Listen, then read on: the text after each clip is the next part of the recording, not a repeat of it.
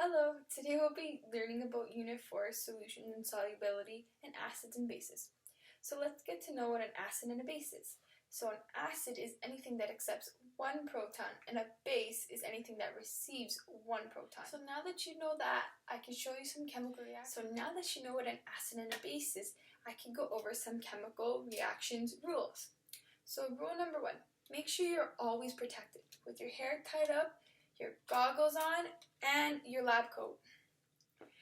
Rule number 2, you must check the pH level of the acids and bases, because if they mix and they don't have the same pH level, or higher or lower, a big reaction will happen. So if it's less than 7, it's an acid. If it's 7, it's neutral, and if it's greater than 7, it's a base. So an example of the pH levels are, if it's 0, it's hydrochloric acid. 3 is soda.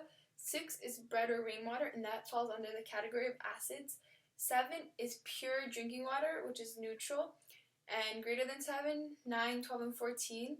9 is baking soda, 10 is like ammonia, and 14 is sodium hydroxide, and that classifies as a base. So let's take a look at the hydrochloric acid. So that's a strong acid, so it's HCl plus H2O, and it goes into H3O plus Cl. HCl is the acid and H2O is the base.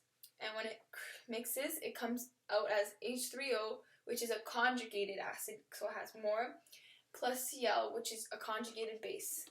Another way you could tell if it's an acid or base is not just by the pH level. You could use the red litmus paper.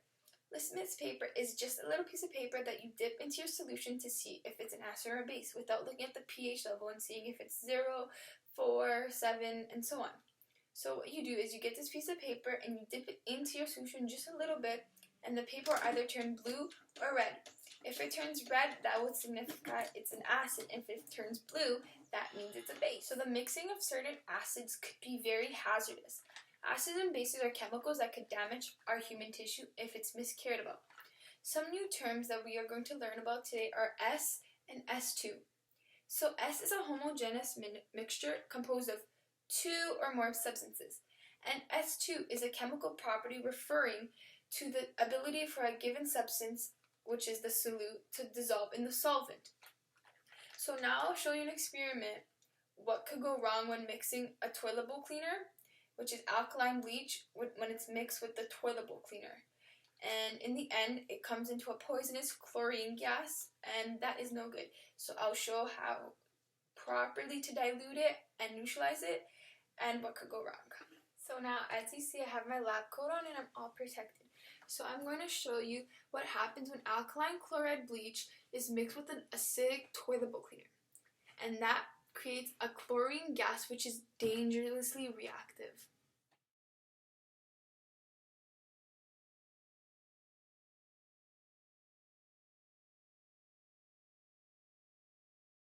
Experiment time!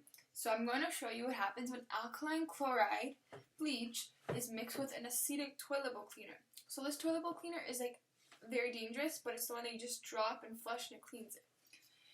So I'm going to pour the bleach into the test tube and then drop the toilet bowl cleaner in, and we'll see what happens.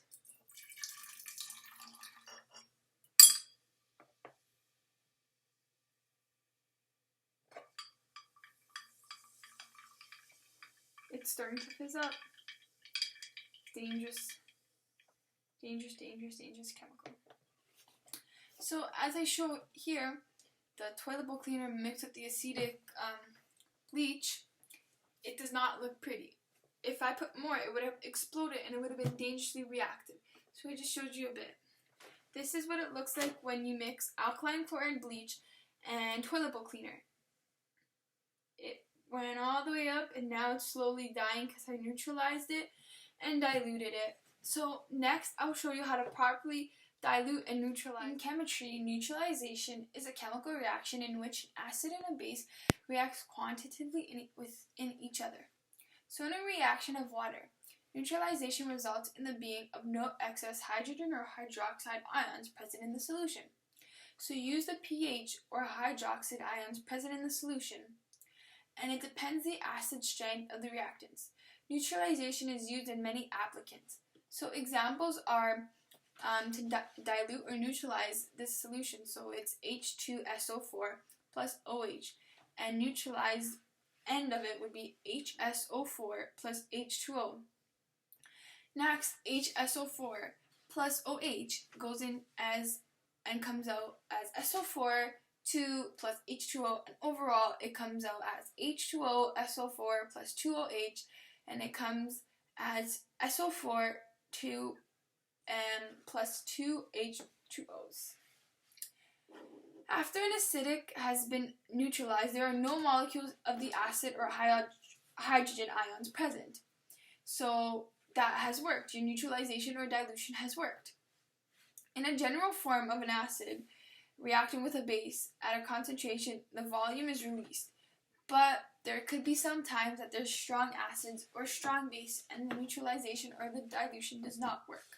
And in that case, it's okay. Here are some steps to diluting the acid. So first, you want to get the acid, which is concentrated, so it's extremely acidic.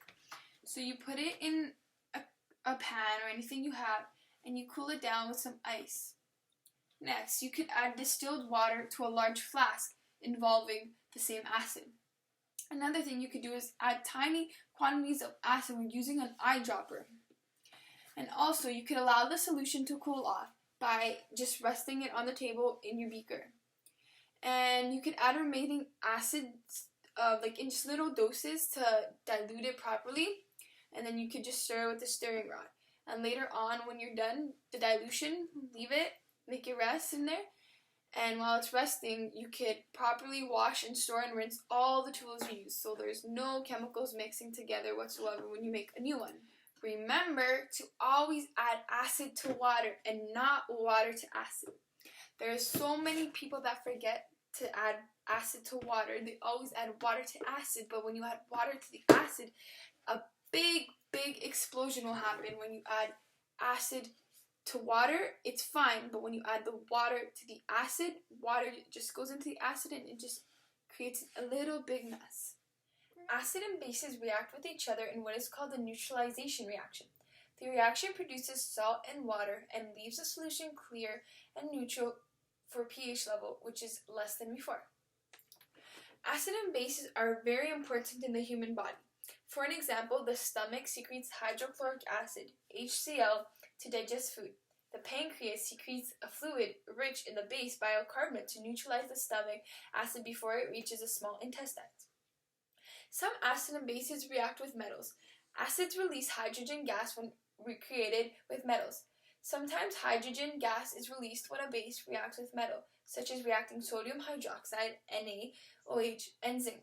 Another typical reaction between a base and a metal is a double displacement, which may produce a precipitate or a metal hydroxide. So some characteristics of acid and bases. So I'll start with acids. So an acid is less than 7, the pH level. It's sour. It may be very corrosive. The litmus test paper will turn red, and it conducts electricity, and examples are vinegar, lemon juice, sulfuric acid, hydrochloric acid, and nitric acid.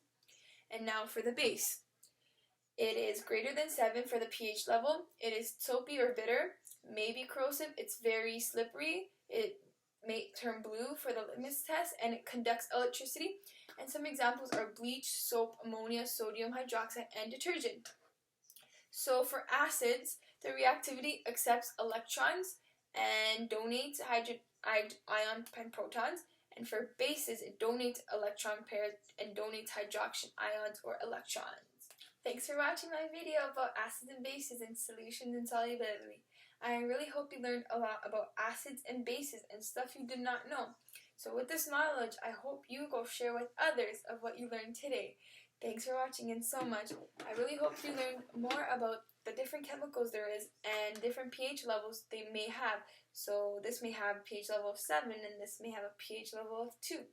So go and share the knowledge, and remember, an acid is always from 7 and less. 7 is neutral, and anything greater than 7 is your base. Thanks for watching.